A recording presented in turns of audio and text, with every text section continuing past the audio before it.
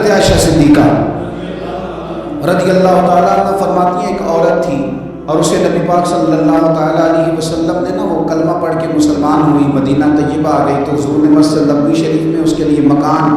ایک سادہ سا کمرہ ساتھ مسجد کے بنوا دیا، وہیں رہنے لگی۔ اکثر وہ سیدہ طیبہ کے پاس آتی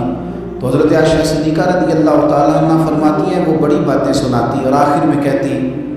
وہ ہار والا دن بھی بڑا عجیب دن تھا اور میرے رب کی قدرتوں کا دن تھا، وہ بھی بڑا عجیب دن تھا۔ سیدہ عائشہ صدیقہ رضی اللہ تعالیٰ عنہ ایک دن فرمانے لگی کہ تو ہار والے دن کا بڑا ذکر کرتی ہے، وہ کیا دن تھا؟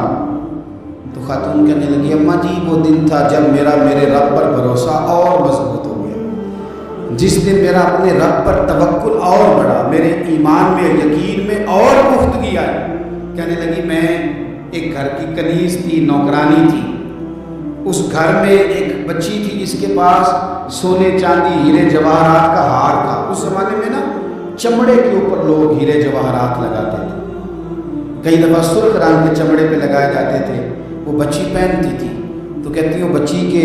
اس نے اتار کے رکھا یا اس سے گرا وہ ہار تو چیل اسے اٹھا کے لے گئی گوشت سمجھ کے اور میرے سامنے اٹھا کے لے گئی۔ گھر والوں نے مجھ سے پوچھا، یہ بخاری میں موجود ہے، گھر والوں نے پوچھا مجھ سے کہ وہ ہار کہاں ہے تو میں نے کہا چیل اٹھا کے لے گئی۔ گھر میں بھی چوری ہو جائے تو سب سے پہلا الزام کس پہ لگتا ہے؟ ملازمین پہ۔ کہتے انہوں نے مجھے بڑا مارا، بڑی تکلیف تھی، حتیٰ کہ میری شرمگاہ تک کی تلاشی، میری عزت اتنی خراب کی میں بتا نہیں سکتی۔ میں نے اپنی زندگی میں ایک واقعہ دیکھا، ایک امیر گھر میں چوری ہو گئی، ملازم کو اتنا مارا کہ وہ چارپائی پہ پڑ گیا، پولیس والوں سے اتنی مار پڑوائی گئی کہ وہ بیچارہ چارپائی پہ پڑ گیا اور پھر وہ اتنا بیمار ہوا، کچھ دنوں کے بعد پتہ چل گیا کہ چور تو اپنا بیٹا ہے ان کا، پھر اس کا انتقال ہو گیا۔ اب وہ شیخ صاحب اور گھر والے آ کے نا مرنے والے کے کان میں معافی مانگ رہے ہیں، کان میں۔ تو میں نے ان سے پھر کہا تھا کہ یہ تو اب چلا گیا ہے، تمہارا زور چلتا تھا نا تو تم نے قانون خریدا اور تم نے اسے جتنا ہو سکا تم نے اسے مار پڑوائی، تمہارے پاس جو عدالتیں تھیں تم نے وہاں کارروائی کی، اب ایک عدالت قیامت کے دن لگے گی۔ یہ کمزور تھا نا، کچھ کر نہیں سکا۔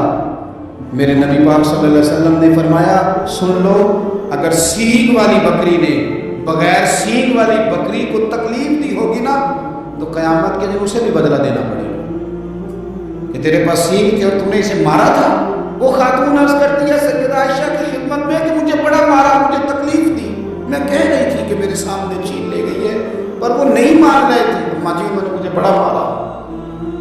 حضرت عائشہ صدیقہ کہتی ہے پھر کیا ہوا؟ کہنے لگی اماں جی جب کوئی میرا مددگار نہ رہا،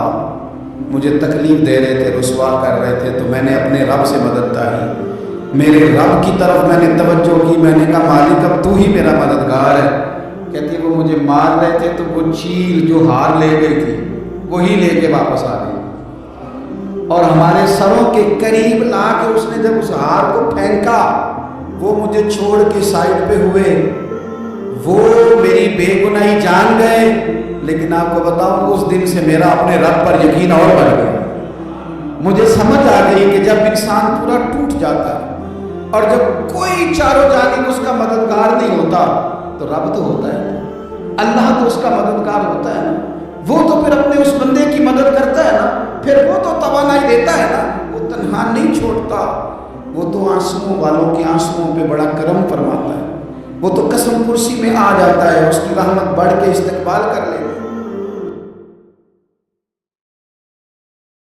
محمد